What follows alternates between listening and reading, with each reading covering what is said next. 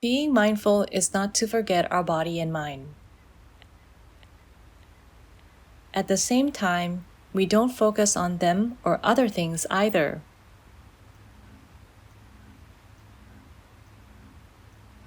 So not forgetting and not focusing will allow us to be mindful.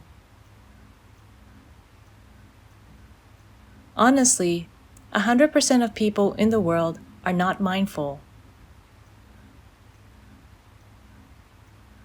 Their mind wanders off to the world of thoughts and dreams. Only the body is awake. The mind always daydreams, imagines, and wanders in thoughts, feeling that these are real. Some thoughts are true, some are false. All of them are nonsense.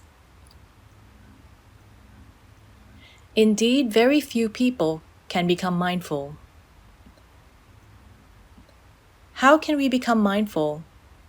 If we know the phenomenon of being unconscious or forgetting the body and mind, as soon as we are aware that we have forgotten the body and mind, that state will disappear and mindfulness will arise. It's that simple. It's like a coin that has two sides. It flips either heads or tails. We are either conscious or unconscious. Try to learn this. Have an object of meditation, and when the mind goes off, know right away. For example, if we breathe in put and breathe out to, when the mind goes off to other thoughts, forgetting put to, know that right away. When it has forgotten breathing,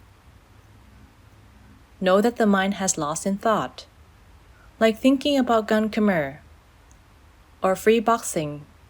For example, the mind is off, know that the mind is off. As soon as we know that the mind is off, the state will disappear. Mindfulness will arise. The mind becomes aware of the body and mind. The number one enemy of mindfulness is mindlessness. That means forgetting yourself. Though you have the body and mind, you forget about them, busy thinking about something else.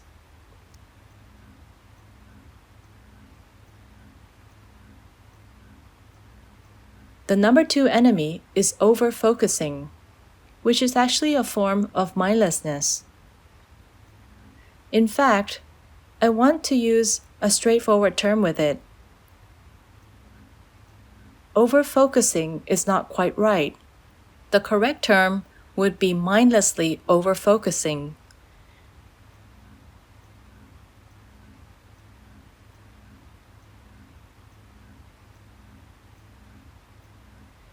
It's not simply over-focusing, but mindlessly over-focusing.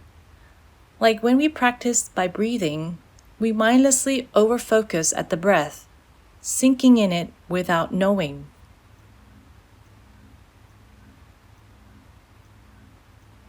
The mind mindlessly over-focus without knowing. But if we know that the mind has over-focused, then that is not called mindlessly over-focusing.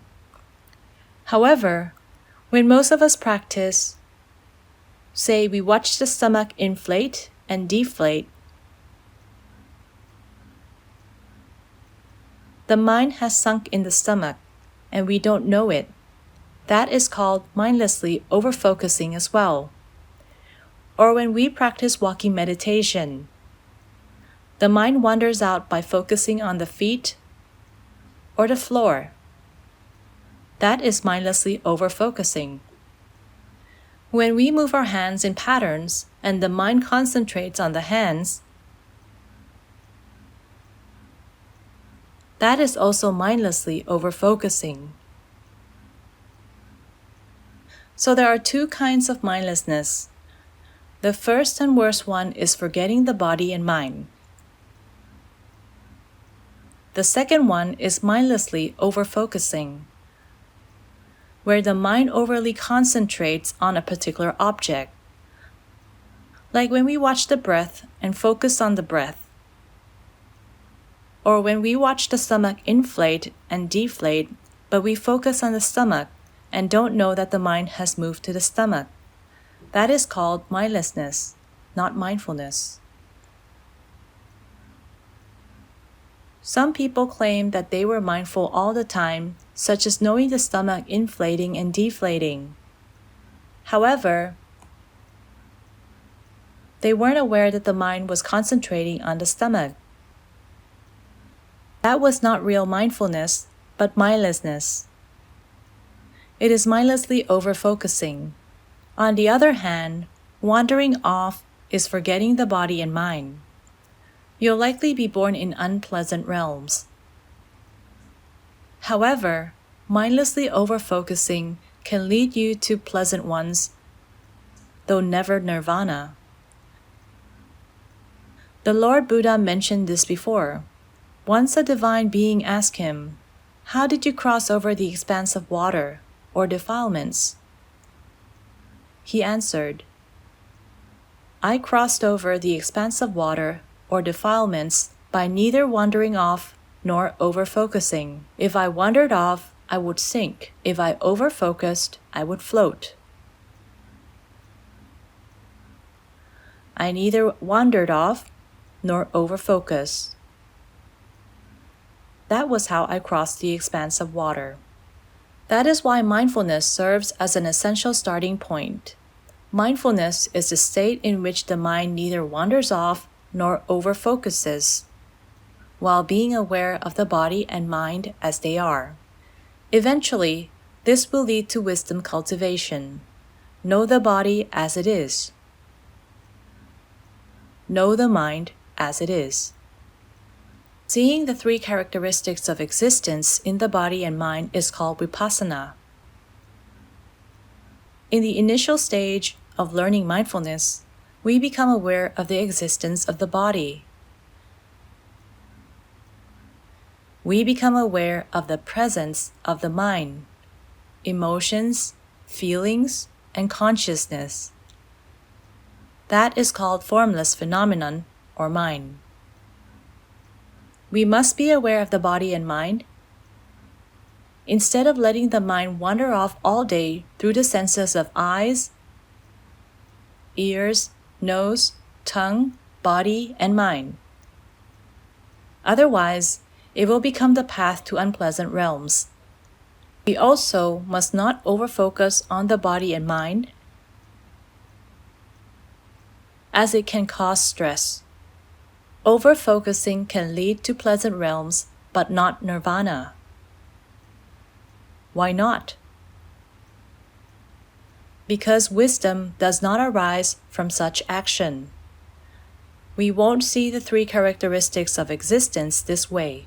For example, if we over-focus on breath, the mind will sink into the breath. We won't see the three characteristics of existence. Or if we watch the stomach, the mind will sink into the stomach. We won't see the three characteristics of existence either. For the mind to see the three characteristics of existence, the mind must be a stable, knowing mind. It must revert from an actor to a watcher. It must change from an actor, producer, scriptwriter, or critic to become a watcher, seeing the mind and body as they are. Is it difficult? No, it isn't. Firstly, we have to have a home base. It can be anything that we feel comfortable with, such as breathing in put and breathing out toe, observing the stomach inflate and deflate, or lifting and moving the feet or hands. Any of these can serve as a home base. The key is to know the mind. No matter what home base you use, for example, if we breathe in put and breathe out toe, and the mind has wandered off to think of something else, just know that the mind has. As we are breathing in put, breathing out toe, if the mind is lost in over-focusing at the breath, just know that the mind has. Similarly, If we watch the stomach inflate and deflate, know the mind.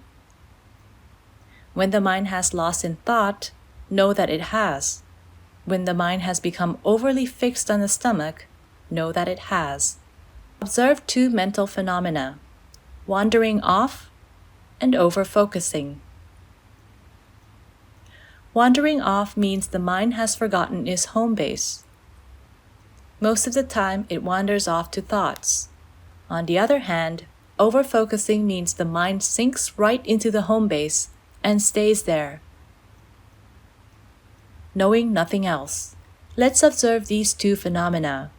When the mind has wandered off, know that it has. When it has lost in over-focusing, know that it has. Practice these frequently. Have a home base and practice knowing when the mind has lost either in thoughts or over-focusing. As we practice often, mindfulness will arise when it has been lost in the thought. As mindfulness has arisen, the mind immediately becomes stable and aware of the body and mind.